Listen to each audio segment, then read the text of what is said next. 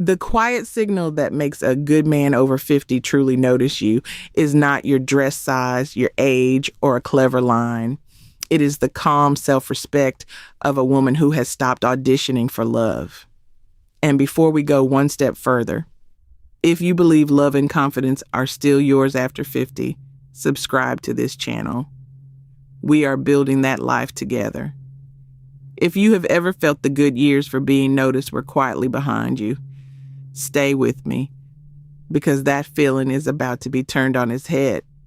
Because that is the worry, isn't it? There's a quiet ache so many women carry and rarely say out loud. The sense that the noticeable years are gone, that somewhere between raising children or a marriage that ended or a loss that hollowed out the house, you slowly became invisible. And a small, tired voice starts to whisper that if you want to be chosen now, you had better shrink yourself or chase or laugh at every joke a little harder than it deserves. I know that voice. So many of us have listened to it far too long and let it convince us that being noticed is a young woman's game we quietly aged out of. But here's the truth I want to hand you today. Gently and completely. The woman an emotionally grown-up man leans toward, the steady, kind man worth having, is not the one working hardest to be picked. He leans toward the one who is no longer chasing it all. Picture two women at the same cafe, same sunny window, same warm cup between their hands. One is performing, leaning in, laughing too loudly at his jokes, watching his face to see if it is landing. The other is simply enjoying her coffee, easy in her own skin, gazing out at the street, in no hurry to prove a single thing. Picture those two women for a moment and be honest with yourself about which one you have been trying to be. Here is what most of us miss. It is the second woman he remembers. Not because she tried to be memorable, but precisely because she didn't. That ease, that quiet, unforced calm, that is the signal. It is so simple, it is almost easy to miss. No one at that cafe could name it, but every single person there felt it. And it does not come from a trick. There is no clever line, no perfect outfit, no little game that manufactures it. That ease grows from one place only, a woman who knows her own worth. Self-respect you can feel from across a room. It is the most attractive thing in that whole cafe. And it costs nothing but the quiet decision to stop auditioning. So here is the real question, the one we spend the rest of this talk answering. This calm confidence, what does it actually look like in real life?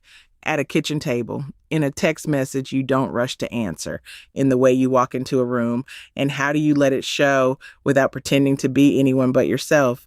So let's look at it up close. What calm confidence actually looks like at that kitchen table, in that unrushed text, in the way you cross a room, because it is never loud and it never once asks you to pretend. It shows up in small, quiet ways, and the first is the simplest one of all. Self-respect. Not the fierce chin-up kind, the gentle kind. It sounds like keeping your standards kindly without a speech to justify them. It sounds like not over-explaining yourself when a simple no would do. And it looks like walking into a room, a warm, softly lit room full of people, without scanning it for approval. You don't sweep the space to see who noticed you. You just walk in. You belong in the room the moment your foot crosses the door, and somewhere deep down, you already know it. Here's what that looks like on an ordinary Tuesday. Think of the woman who no longer texts back within seconds to seem available, because her evening is already full and good. Her phone is lying face up on the table, a message sitting there unanswered, and she is across the room, laughing with old friends over a glass of wine. She'll reply later when she gets to it. She isn't playing a game, isn't counting minutes to look mysterious. She is simply living a life she loves too much to interrupt. That, right there, is the quiet signal. A good man feels it without being able to name it. So here is your homework, and it is the loveliest kind. This week, do one thing purely because it lights you up. Slip into that favorite dress that has been hanging in the back of the wardrobe. Take the long walk through the sunny park with your face lifted to the light. Gather the friends who make you laugh until your cheeks ache. Not to be seen doing it. for you. Because confidence is not a mask. It is you enjoying your own life. You cannot fake this feeling, but you also don't have to, because it is already yours the second you let yourself have it. Let's pause here just for a moment.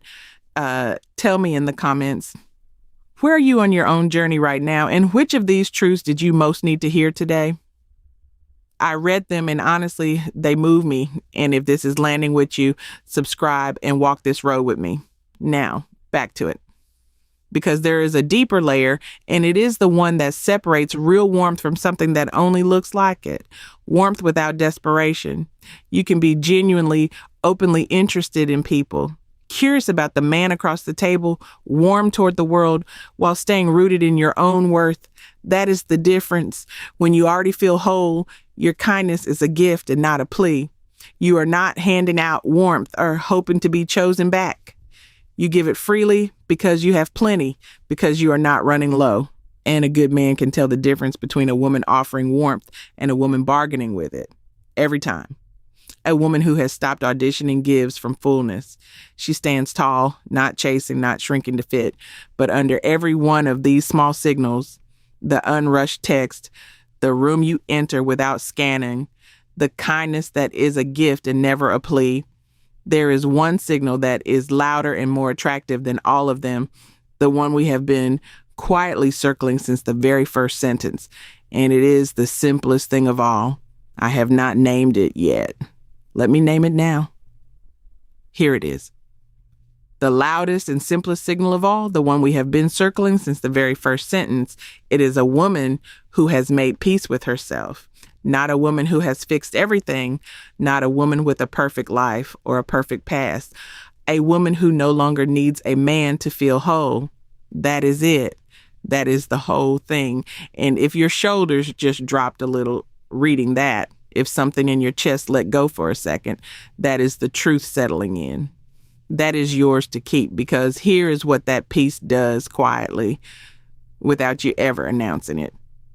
When a good man finally walks in, you do not lunge. You do not audition. You are not sitting there hoping he will complete some empty space inside you, because there is no empty space. She does not need him to feel whole so she can meet him as an equal. Warm, open, and unafraid. Two people standing on level ground choosing each other because they want to, not because one of them is starving. Think back to that cafe. Two women, same afternoon, same light. One is performing, laughing a beat too hard at his jokes, watching his face for a reaction.